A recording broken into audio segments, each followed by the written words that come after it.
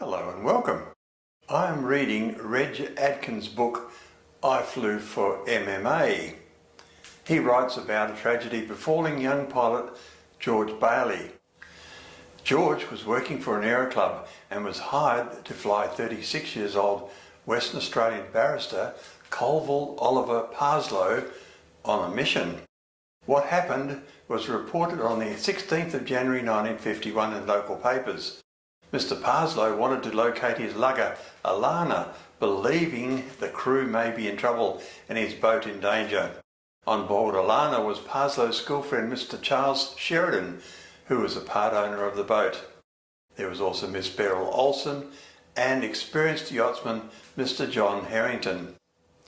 It was Parslow's belief that the lugger was being sailed dangerously close to a reef 2 or 3 miles off Rottnest Island.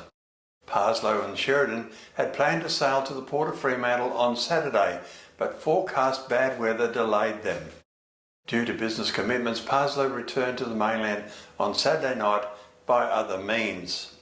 Parslow arranged to meet the lugger in Fremantle Harbour about noon on Sunday to assist with the rigging.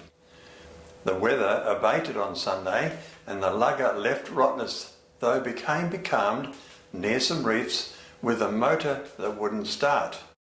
When the boat did not arrive in Fremantle by noon, Mr. Parslow became worried. He did not know that experienced salesman John Harrington was on board to help the inexperienced Sheridan. That is when Parslow decided to hire a Tiger Moth with its pilot and go search for his boat. In a statement to the police, pilot George Bailey said that when Mr. Parslow did not see his craft at the Rottnest jetty, Bailey was asked to fly around the bay to see if it could be found. They were flying a circling route at 500 feet after having come down from 3,000 feet. Mr. Parslow failed to see the lugger and the pilot was instructed to turn for Fremantle. As he started to gain altitude to make the crossing, Mr. Parslow asked him to come down to 500 feet again. Parslow said that it would be all right to remain at that height as he was a member of the Air Pilots Association. What's that got to do with it? When they had reached the mainland, they still had not sighted the craft, and Mr. Bailey was asked to return to Rottnest. They took a zigzag route, and Mr. Bailey said he sighted the lugger between 2 and 3 miles southeast of Rottnest. He drew the passengers' attention to it, and Mr. Parslow said that it was his. As they looked out of the aircraft, they could see 3 people aboard who waved at them. He took it to indicate that they were in no trouble. Mr. Parslow then appeared to be agitated, and when the plane turned to head for Maylands Aerodrome, Mr. Parslow again asked him to fly over the craft. Mr. Parslow said that he did not like the position in which the lugger was lying and asked whether it would be possible to jump from a plane. Mr. Bailey, according to his statement, told Mr. Parslow not to be foolish.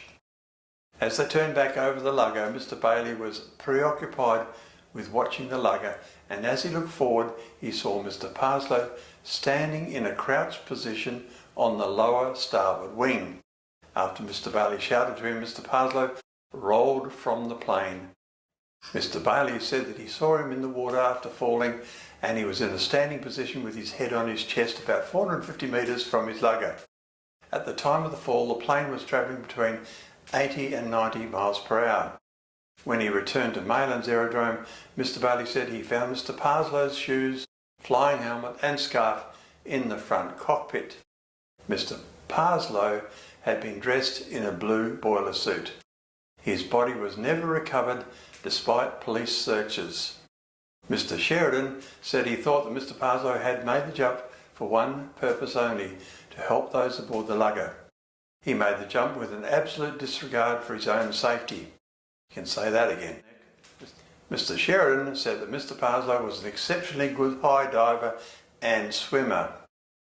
It didn't do him any good though. It takes a free fall of about 12 seconds to reach terminal velocity. In that time, you fall about 1,500 feet. Falling from 500 feet, the unfortunate Parslow may have reached 120 kilometres per hour. Water is incompressible, so hitting it at speed is like hitting a brick wall. We can assume Parslow was a reasonably intelligent man who made a tragic miscalculation. Thank you for watching. Stay safe.